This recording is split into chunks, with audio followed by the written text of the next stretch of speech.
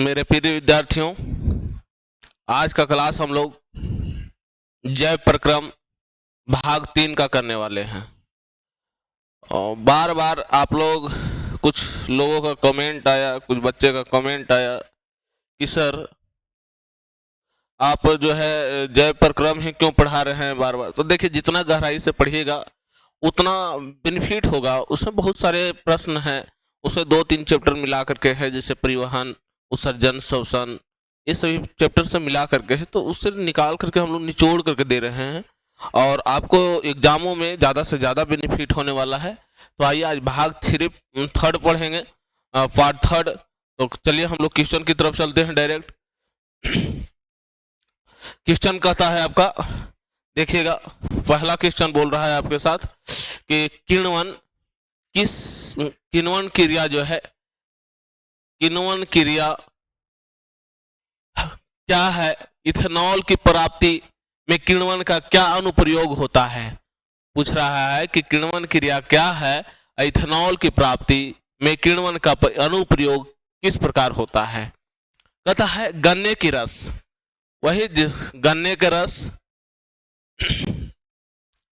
को सूर्य के प्रकाश में रख देने पर यह रासायनिक ऊर्जा का उपयोग कर किण्वित हो जाता है। क्या कहता है, गन्ना के रस को मतलब सूर्य के प्रकाश में सुखाने के लिए रख देते हैं, और सुखाने के लिए रख देते हैं बाबू बउआ, तो क्या होता है कि वो जो है रासायनिक ऊर्जा का उपयोग करके किण्वित हो जाता है, और जिससे एल्कोहल का निर्माण होता है। क्या होता है बउआ, एल्कोहल का निर्माण होता है। और व्यापारिक विधि में इसको इथेनॉल को चीनी के किण्वन द्वारा प्राप्त किया जाता है। मतलब चीनी को जो है, चीनी के किण्वन अगर करवाते हैं तो इथेनॉल हमको मिलता है।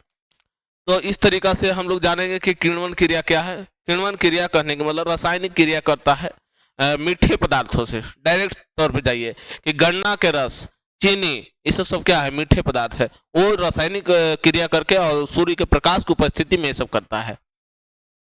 अगला कहता है क्वेश्चन कि पचे हुए भोजन, क्या कहता है बाबू, पचे हुए भोजन को अवशोषित करने के लिए क्षुद्रांत, क्षुद्रांत कहने के मतलब छोटी आंत, क्या, छोटी आंत, छोटी आंत को कैसे अभिकल्पित किया गया है।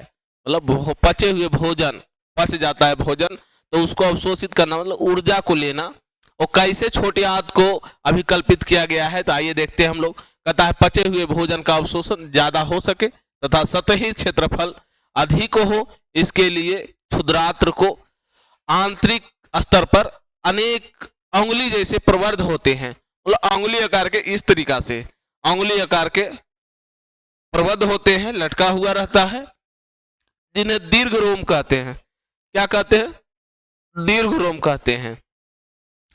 कहता है दीर्घ रोम में रुधिर वाहिकाओं की बहुतायात होती है, जो भोजन को अवशोषित करके शरीर के प्रत्येक कोशिका तक पहुंचाती है। कहता है दीर्घ रोम में जो है रुधिर वाहिकाओं का बहुतायात मतलब बहुत सारा होता है, तो वो जो है भोजन को अवशोषित करके शरीर के प्रत्येक कोशिकाओं तक पहुंचाने का काम करता है।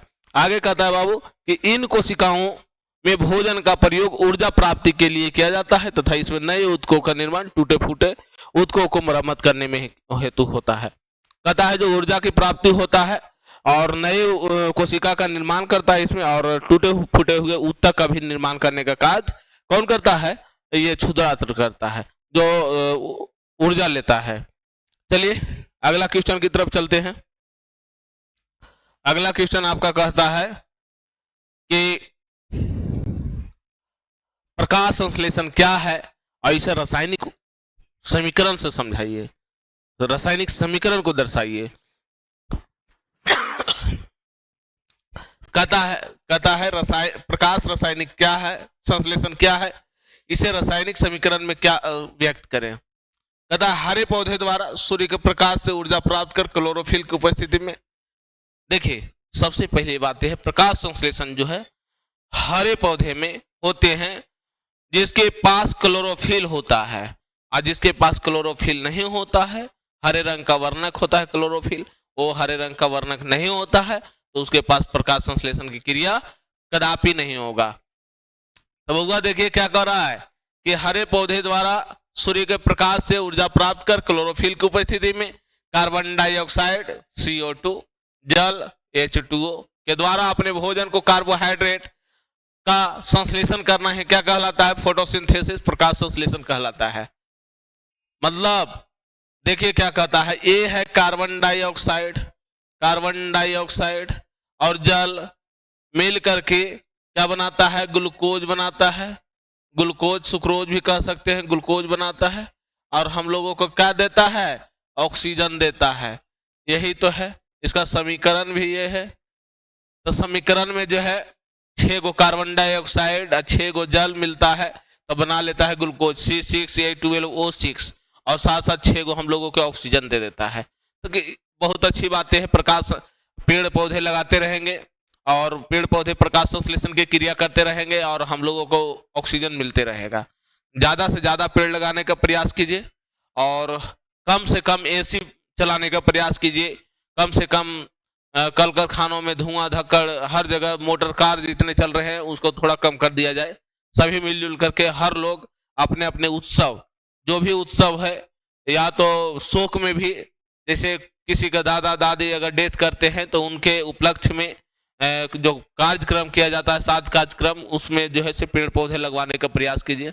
सभी को बुलाइए, बुलाने में से किसी को मना नहीं किया जा रहा है। भोज भी करवाइए, लेकिन सभी लोगों से एक एक पेड़ जरूर लगवा दीजिए ताकि वो यादगार बना रहे कि दादा या दादी का साथ कार्यक्रम में बुलाए थे इन नेताओं को, इन बड़े लोगों को, तो उनसे हमने पेड़ लगवाया था। और शादी विवाह में, छठियारी हो, जन्म, बर्थडे हो, हर चीजों में, हर उत्सव पर पेड़ लगाने का प्रयास कीजिए। हम लोग पहल करना शुरू कर दिया है और आप लोग भी हम लोगों के साथ चलिए, पर्यावरण को हम लोग संतुलन बनाए रखने का काम करेंगे। तो आइए अगला कहता है रक्त की संरचना को समझाइए। क्या कहता है? रक्त की संरचना को समझाइए। ब्लड कैसे बना है, कितने भाग होते हैं ब्लड में, तो उसको समझाने के कह रहा है। तो 3 भाग होते हैं। कहता है रक्त लाल रंग का गाढ़ा क्षारीय तरल पदार्थ है जो मुख्य रूप से कोशिका और प्लाज्मा से बना होता है। मतलब लाल रंग का तो होता ही है, गाढ़ा होता है और क्षारीय होता है, अम्लीयता नहीं होता है इसमें। और ये जो है मुख्य रूप से कोशिका और प्लाज्मा से बना होता है। रक्त कोशिका 3 प्रकार की होती है। कितने प्रकार के होते हैं बाबू?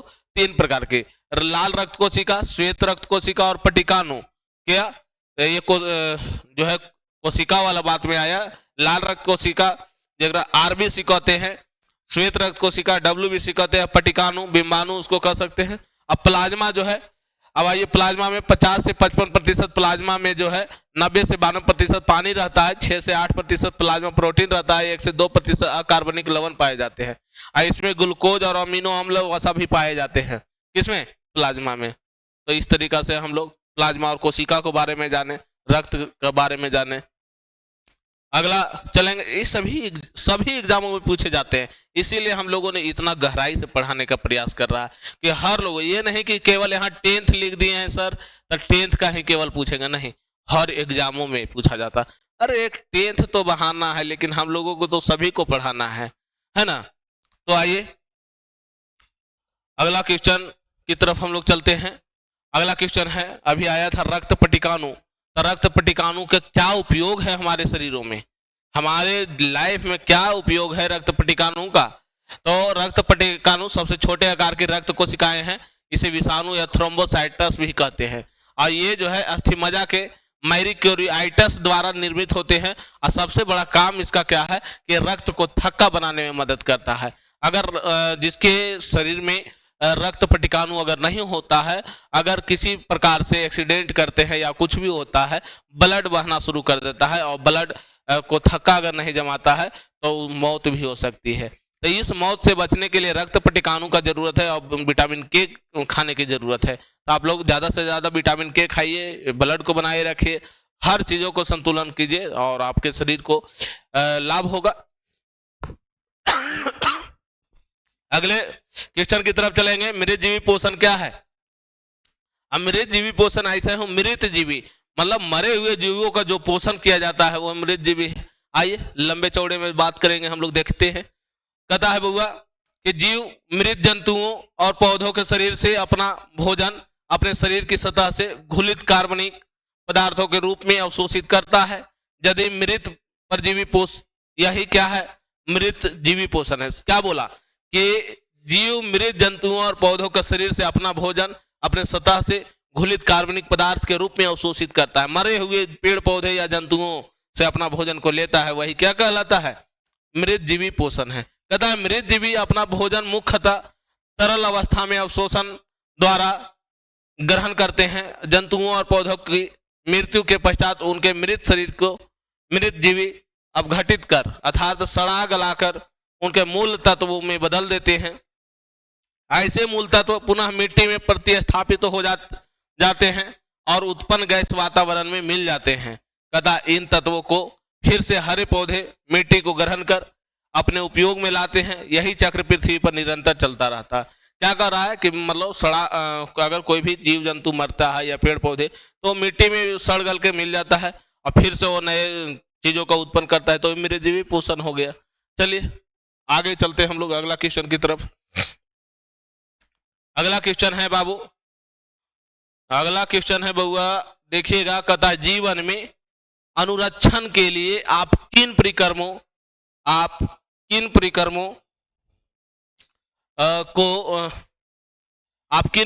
को आवश्यक मानेंगे।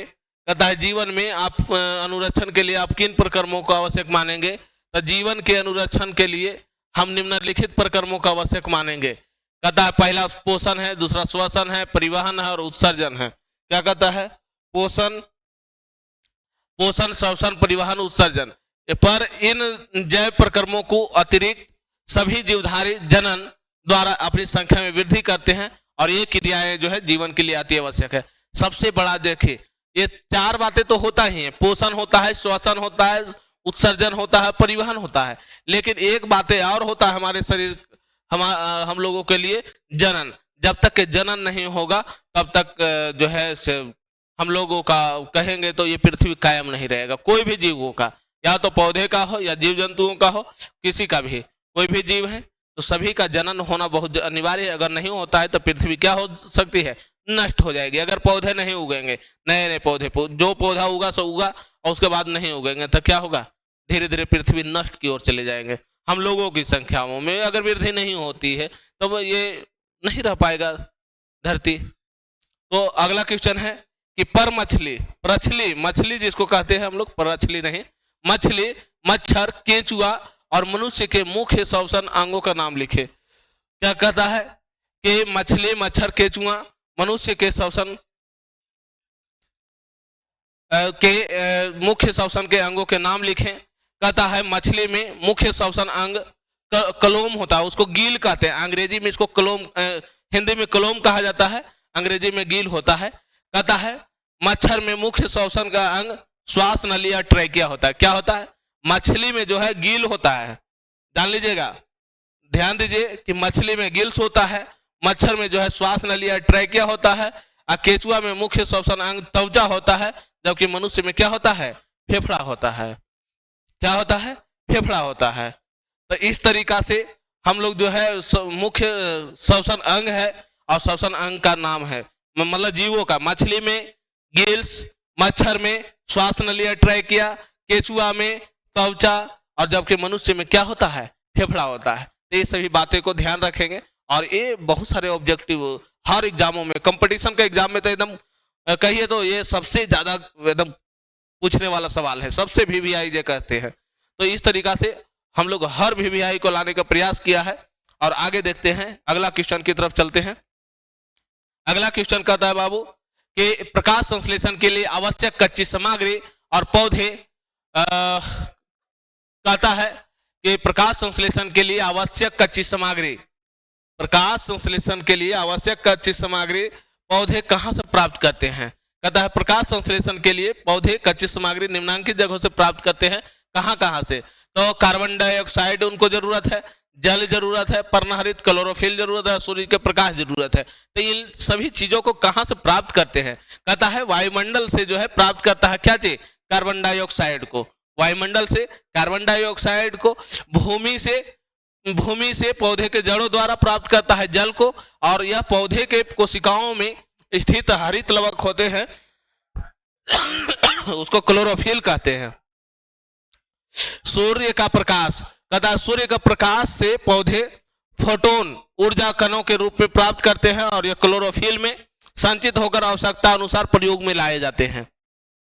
अगला क्वेश्चन कहता है कि श्वसन के लिए ऑक्सीजन प्राप्त करने के दिशा में एक जलीय जीव को अपेक्षा स्थलीय जीव किस प्रकार लाभप्रद है। कहता है श्वसन के लिए एक ऑक्सीजन प्राप्त करने की दिशा में एक जलीय जीव की अपेक्षा स्थलीय जीव किस प्रकार की लाभप्रद है। हमको लगता है कि ये दोबारा क्वेश्चन आया गया है, तो ये जो है से जान लीजिए कि जलीय जीव जल में ऑक्सीजन काफी कम घुलित होते हैं, जबकि अधिक जैव ऊर्जा में उत्पादन के लिए अधिक ऑक्सीजन की आवश्यकता होती है। देखिए जल में जो है ऑक्सीजन जितना रहता है घुला हुआ वही ऑक्सीजन होता है, लेकिन ये वायुमंडल में भरपूर मात्रा में ऑक्सीजन है, जितना चाहेंगे उतना लेंगे। तो वही कहता है जलीय जीव जैसे मछलियां वगैरह सर्वप्रथम मुख के द्वारा घुलित ऑक्सीजन को लेती है तथा विमान द्वारा क्लोम की कोशिकाओं में अवशोषित कर लेती है, जबकि स्थलीय जीव फेफड़ा के द्वारा आसानी से ऑक्सीजन को ले लेता है। तो इस तरीका से हम लोग लाभप्रद है कि जो हम लोग जो है फेफड़ा से लेते हैं और उन लोग मछली वगैरह क्लोम से विमान से लेता है, लेकिन ये जो है हम लोग जो है स्थलीय जीव है तो हम लोग वायुमंडल से लेंगे। समझ रहे ना बउआ। तो आगे की तरफ चलेंगे बउआ कि अगला क्वेश्चन है। अगला क्वेश्चन कह रहा है कि पौधों में गैसों का आदान प्रदान कैसे होता है। क्या कहता है बउआ कि पौधों में गैसों का आदान प्रदान कैसे होता है। तो पौधों में गैसों का आदान प्रदान विसरण की क्रिया द्वारा पौधों के पत्तियों पर स्थित रंध्रों मतलब स्टोमाटा जिसको कहते हैं, पुराने वृक्षों को तनों की कड़ी त्वचा जगह बार्क कहते हैं पर स्थित वात रंध्रों लेंटिसेल एवं अंतरकोशिकीय स्थानों मतलब इंटरसेलुलर स्पेसेस के द्वारा होती है। क्या कह रहा है, पौधे में गैसों का आदान प्रदान एक ही माध्यम से नहीं होता है, पत्तियों के रंध्र से होता है, जैसे तना के वात रंध्र से होता है ना, फिर जो है तना के त्वचा से होता है, फिर वात रंध्र से होता है, अंतरकोशिकीय स्थान से होता है। इस द्वारा ऐसे जो है पौधों में गैसों का आदान प्रदान होता है। इस क्रिया में पौधों की आवश्यकताओं और पर्यावरणीय अवस्था को महत्वपूर्ण योगदान है। अगर ऐसा करता है तो पर्यावरण को बचाने का पर्यावरण में का देन है कि पौधे से हम लोगों को क्या मिलता है, गैस मिलता है, ऑक्सीजन मिलता है। अगर पौधा में ये सभी चीजें नहीं रहेगा तो हम लोगों को नहीं मिल पाएगा ऑक्सीजन। तो हम लोग समझ लीजिए कि हम लोग नहीं रह पाएंगे धरती पे। अभी कुछ ही दिन में जो है से कोरोना काल जब चल रहा था तो लोग ऑक्सीजन के लिए मर रहे थे, ऑक्सीजन के बगैर मर रहे थे। तो इस दिन को देखने से पहले हम लोग ज्यादा से ज्यादा पेड़ लगाने का प्रयास कीजिए। बार बार मैं यही कहूंगा, आप लोगों से विनती करूंगा कि हर लोग पेड़ लगाइए, कटवाइए 10 पेड़ कटवाइए, 100 पेड़ लगवा दीजिए। मैं आपको मना नहीं करता हूं, लेकिन जरूर से जरूर ऐसा कार्य कीजिए। अगला क्वेश्चन कहता है बउआ के अमाशय में पाचक रस की क्रिया की भूमिका क्या है। कहता है पाचक रस मतलब अमाशय में हाइड्रोक्लोरिक अम्ल पाया जाता है जो निष्क्रिय पेप्सिनोजेन को सक्रिय पेप्सिन नामक एंजाइम में बदल देता है। पेप्सिन भोजन के प्रोटीन पर कार्य कर उसे पेप्टोन में बदल देता है। कहता है क्या कर रहा है, पाचक रस अमाशय में हाइड्रोक्लोरिक अम्ल पाया जाता है। सबसे पहले अमाशय में कौन सा अम्ल पाया जाता है, हाइड्रोक्लोरिक अम्ल HCl, जो निष्क्रिय पेप्सिनोजेन को सक्रिय पेप्सिन नामक एंजाइम में बदल देता है। जो काम नहीं करता है एंजाइम उसको काम करने वाला सक्रिय में बदल देता है। और कहता है पेप्सिन भोजन को प्रोटीन पर कार्य करता है, उसे पेप्टोन में बदल देता है। और वही हाइड्रोक्लोरिक अम्ल जो है भोजन के साथ आने वाले बैक्टीरिया को नष्ट कर देता है। इसके अतिरिक्त गैस्ट्रिक लाइपेज और एंजाइम का पाचक रस में होता है जो वसा को आंशिक रूप से पचाने का मदद करता है। तो इस तरीका से हम लोग अमाशय को में जो है पाचक रस का क्या भूमिका था इसको जानने का प्रयास किया। आज का क्लास हम लोग यहीं तक देखते हैं और ज़्यादा से ज़्यादा अगर अच्छा लगे तो ज़्यादा से ज़्यादा आप लोग शेयर करने का प्रयास कीजिए और ताकि हर लोग जुड़ सके और ज़्यादा से ज़्यादा लोगों को बताने का प्रयास कीजिए कि आपके नज़दीकी बाजार में ही ये सभी सुविधा आ चुकी है। और जहाँ से भी आप देख रहे हैं, दूरी से भी देख रहे हैं, कोई दिक्कत नहीं है, लेकिन देखते हैं अगर अच्छा लगता है लाइक जरूर कर दिया कीजिए, कमेंट किया कीजिए कि अच्छा लगता है या नहीं लगता है। अगर अच्छा लगता है तो कमेंट कीजिए, नहीं अच्छा लगता है तो भी कमेंट कीजिए कि अगर अच्छा नहीं लगता है सर आप बंद कर दीजिए सभी बातें करना, तो हम लोग बंद कर दूंगा। तो इस तरीका से आप लोग बढ़ोतरी कीजिए और बढ़ाने का प्रयास कीजिए। और इसी के साथ जय हिंद, जय भारत।